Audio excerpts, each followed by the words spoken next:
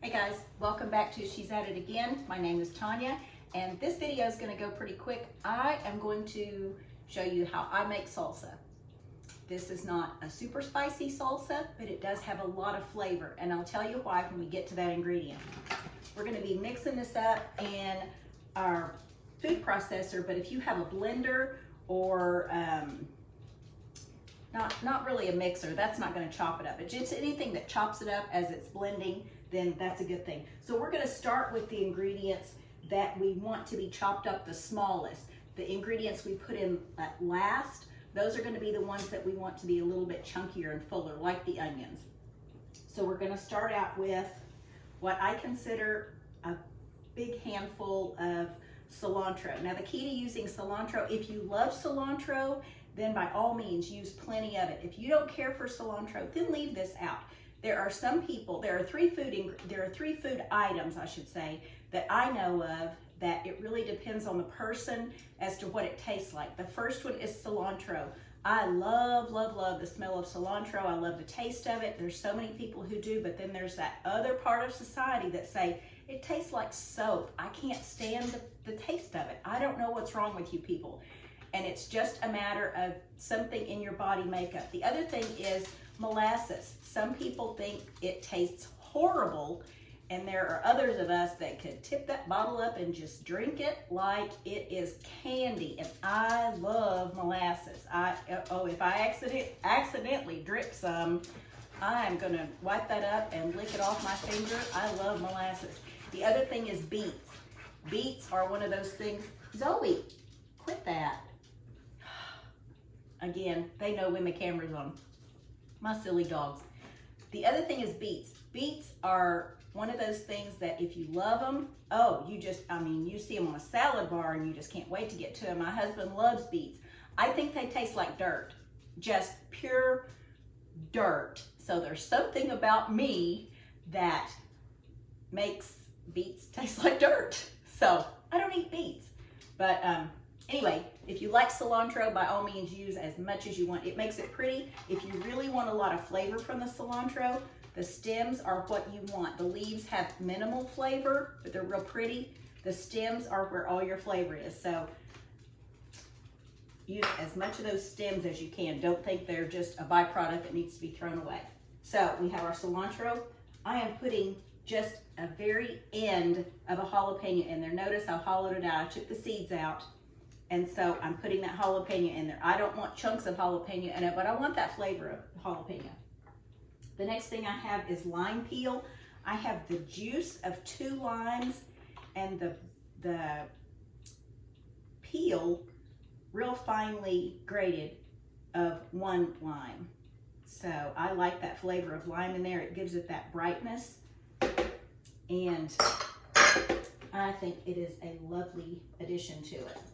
The next thing is tomato paste. Your tomato paste is going to give it, flavor just like any tomato paste would or tomato product would. And we're going to use tomatoes later on, but this is going to give it that thickness. It's not going to be so watery. So your tomato paste is going to be a thickener to your salsa. It's going to give it a better texture. So you are free to use the kind in a tube like I have, or you can use the kind in a can. And I would say, if you're using it from a can, regardless of what you're using, I put maybe just a little over a tablespoon in there. So just at your discretion, whatever you want to use. There's really not a lot of hard, fast measurements to this. I usually just eyeball it. It's frustrating to people when they say, I want your recipe to your salsa. I just list the ingredients and say, put however much you want in there, but you're seeing how much I'm adding to mine.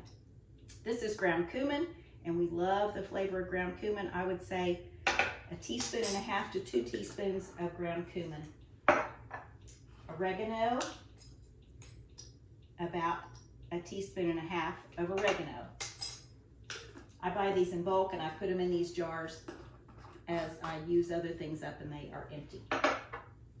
One of our next kind of secret ingredients is smoked salt. This is applewood smoked salt. I think you can buy different hardwood flavors of it, but I buy it at our local Good Measure Market or natural food store. I buy it in the bulk section, bring it home and put it in there. And I would say about 1.5 teaspoons of smoked salt Now, if you don't have smoked salt, you're welcome to use regular salt, whatever you have on hand. But the smokiness of that salt really lends a nice flavor to the salsa. The next thing we're gonna add is minced garlic. This is organic minced garlic. And go ahead and put as much garlic as you want. But I'd say about a teaspoon to a teaspoon and a half of garlic. Okay, these are the things that we want pureed very finely. So we're gonna plug in our food processor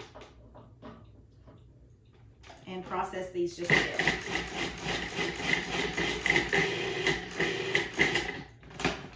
Scrape down the sides. There's not a lot of liquid in this yet, so we kind of have to work with it.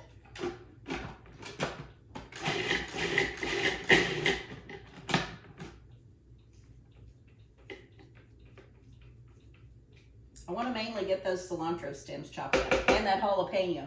I don't want that to come as a surprise to anybody when they get a bite of that jalapeno.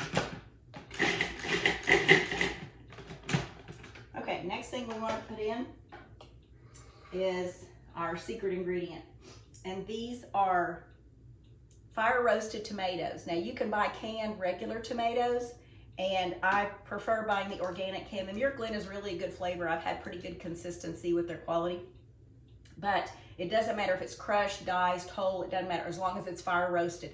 You're gonna again get that smokiness like you would with the smoked salt. It just, it really amplifies the flavor of this. So this is a 28-ounce can of crushed fire roasted tomatoes.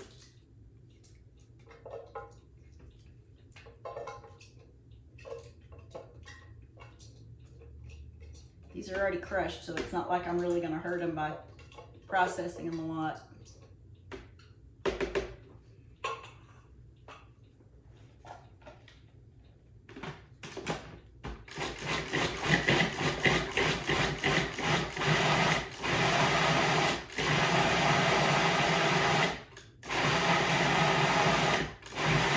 Okay, there's no way anything's left in a big chunk in there after that, because that liquid kept it to the bottom. The next thing we want to add is our onions. And I have one of these little choppers that has a lid on it that you just kind of slam down the top of it, and it's got a little grid with sharp blades, and it chops up the onions. I just bought this recently. A friend of mine recommended it highly, and I kept looking on Amazon, just pondering and pondering. Which one do I buy? Do I need all these accessories? I don't need a spiralizer. I don't need this. Do I want to pay 30 bucks for something that might not even work as good as my chef's knife, but it's pretty good. I only buy it only wanted it because the onions just make my eyes water like crazy. I don't care what I do. I could put a wet rag down there. I could hold a toothpick in my mouth, a matchstick in my mouth. I could put swim goggles on. It doesn't matter. It's still going to get to me. So this helps a lot. We're going to process this just a few seconds. So hopefully our tomatoes didn't get too chopped up. And the last thing we're going to add to our salsa is a can of diced green chilies. And I love the flavor of green chilies in just about anything savory. So this is one of those key ingredients you don't want to leave out. Now this is a 7-ounce can, and only because I've used the larger can of the diced tomatoes do I use that size can. When I use a smaller can of tomatoes, I of course use a smaller can of green chilies. Put this in there just enough to stir it, chop it up just a bit, and that is it. That's the end of our salsa. You're done. This is ready to serve. There's no cooking, there's no prep work or anything to it. And I'm gonna get this camera right here and give you a look at that. Is that not pretty? That is good, thick salsa. Somebody grab the chips. Okay guys, thanks for watching, and we'll see you next time. Bye.